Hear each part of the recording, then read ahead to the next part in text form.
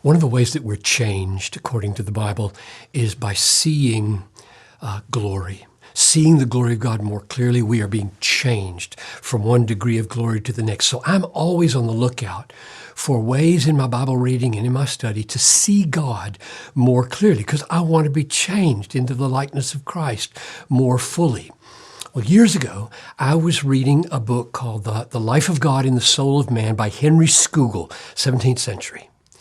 And in it, there was this fateful sentence that became the origin or the root of this book. He said, I don't have the exact quote in my head, but I'll paraphrase it for you.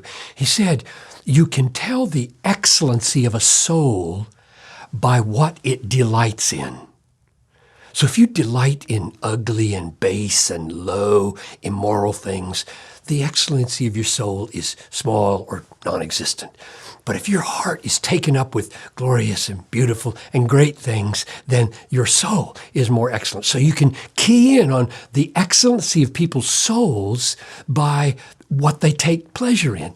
And I raised the question, would that be true of God?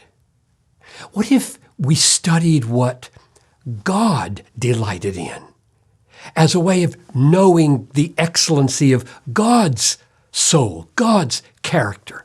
That's the origin of this book. This is a book that's an effort to just know God better, get into the mind and heart of God. And the approach is to ask, what are his pleasures? What does God take pleasure in? So I just scoured the Bible for all those places where it says that God delights in something. And the chapters are ones like the pleasure of God in his Son, his pleasure in all that he does, his pleasure in his creation, his pleasure in his fame, his pleasure in election, his pleasure in bruising the Son, his pleasure in doing good to all who hope in him, his pleasures in the prayers of the upright, his pleasure in the personal obedience of his people, and so on.